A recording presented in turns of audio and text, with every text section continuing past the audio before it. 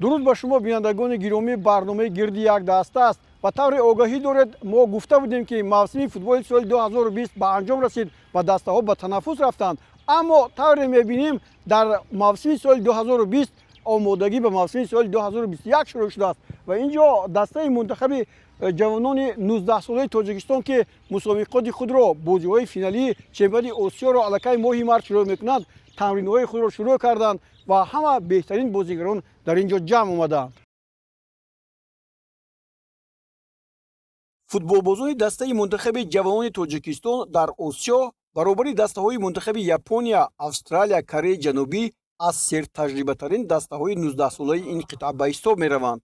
беш аз 70% онҳо дар чемпионатҳои Осиёву ҷаҳон ширкат карданд. вақте ки мо ба варзишгоҳ омадем, ҳавои сард каме ба рӯҳия таъсиргузор буд.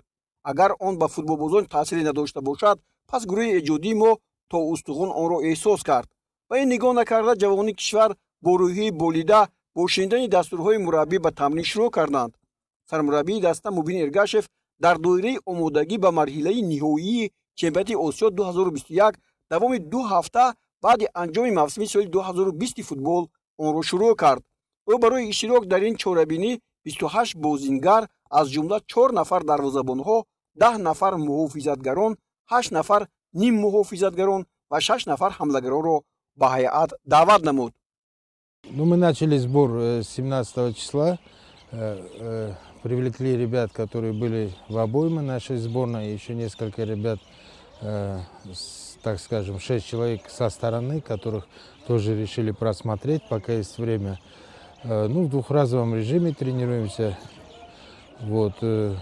Так мы продолжим до 29 числа. После этого запланирован еще один сбор. Ну, до Нового года все забито. Ну, должны также сыграть 2 товарищеские игры, если по плану получится. Приедет сборная Ирана, 2 игры здесь, и потом после Нового года будем уже непосредственно готовиться к финальной части. Там тоже запланированы 2 игры сразу после Нового года. Но опять же, вы знаете, с этой ситуацией в мире опять может все измениться.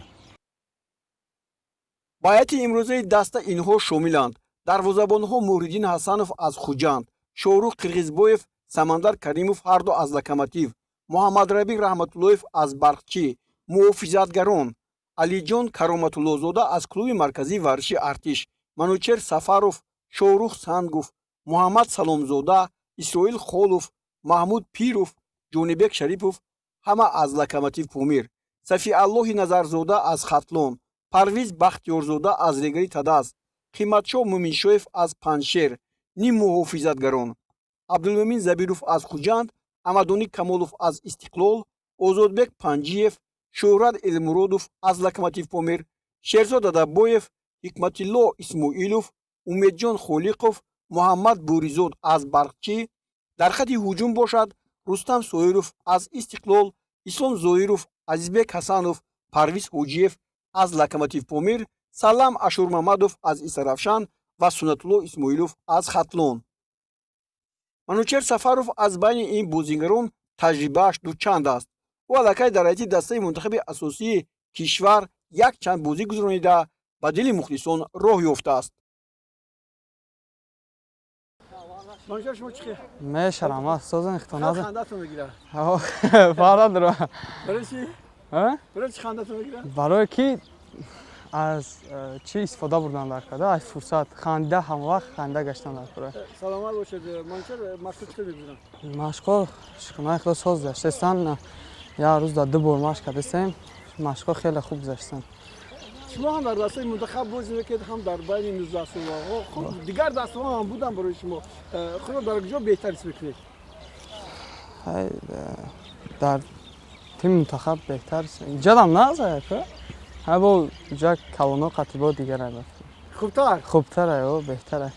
Бештар ёд гирифтам мумкин. Инҷо аз шумо ёд мегиранд? Бале, бале.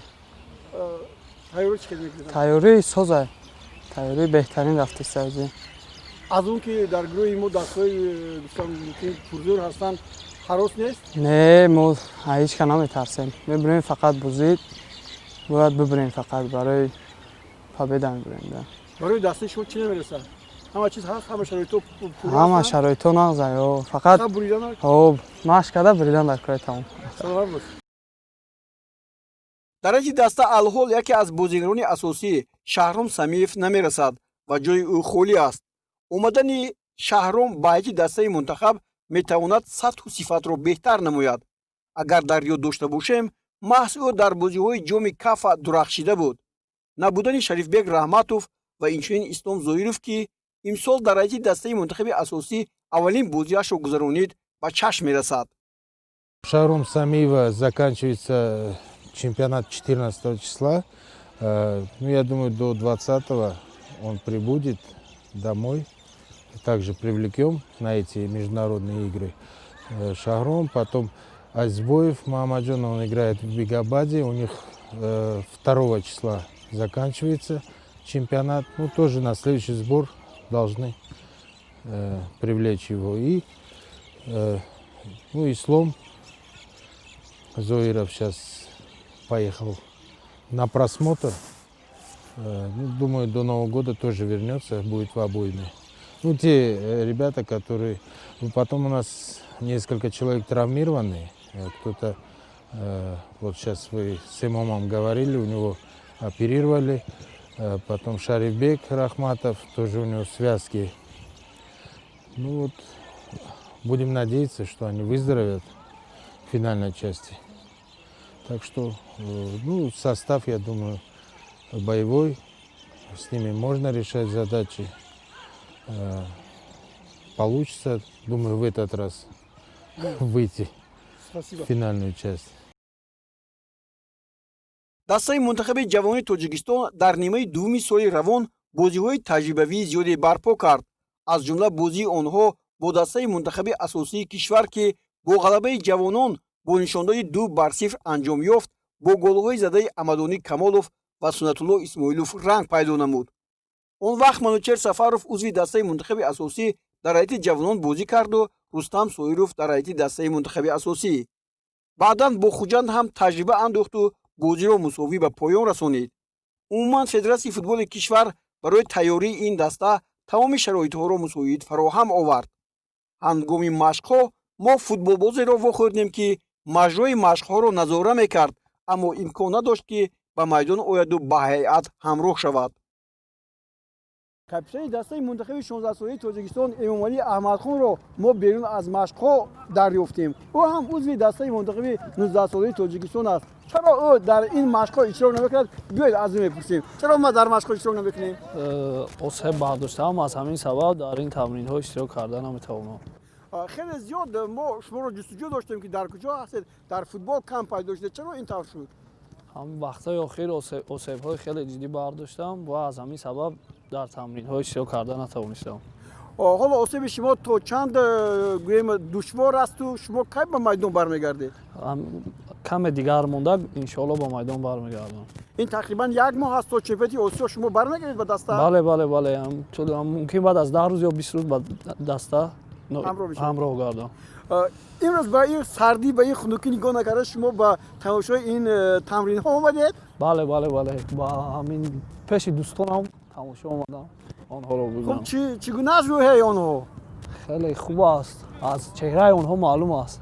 шумо дар чемпионати осиё бозӣ кардед, гем мақоми дуввумро гирифтед, дар ҷоми ҷаҳон бозӣ кардед.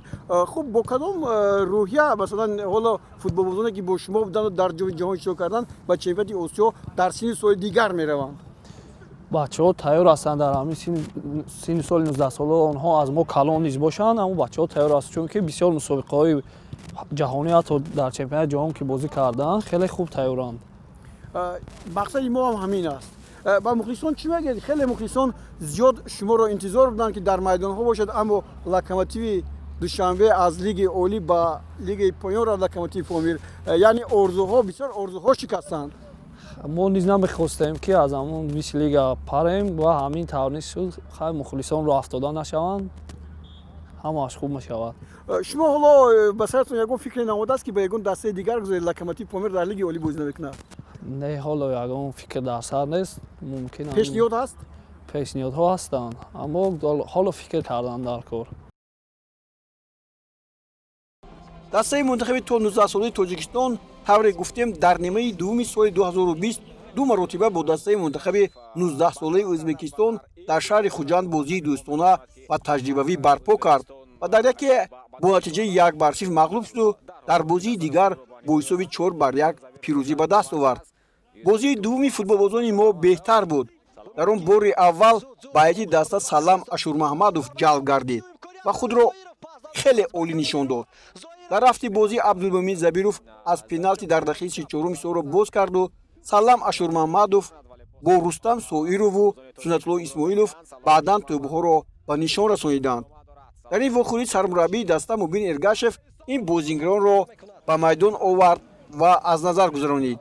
Муриддин Ҳасанов бо Шоҳрух Қирғизбоев дар дарвоза, Исроил Холов, Ҷонибек Шарипов, Алиҷон Кароматуллозода, Маҳмуд Пиров, Манучер Сафаров, Муҳаммад Саломзода, Абдулмумин Забиров бо Парвиз Ҳоҷиев, Нидоёр Забиров, Имомалӣ Аҳмадхон, Рустам Соиров, Суннатулло Исмоилов, Ислом Зоиров, Азизбек Ҳасанов, Шӯрат Элмуродов, Шарифбек Раҳматов, Салам Ашурмамадов, Озодбек Панҷиев.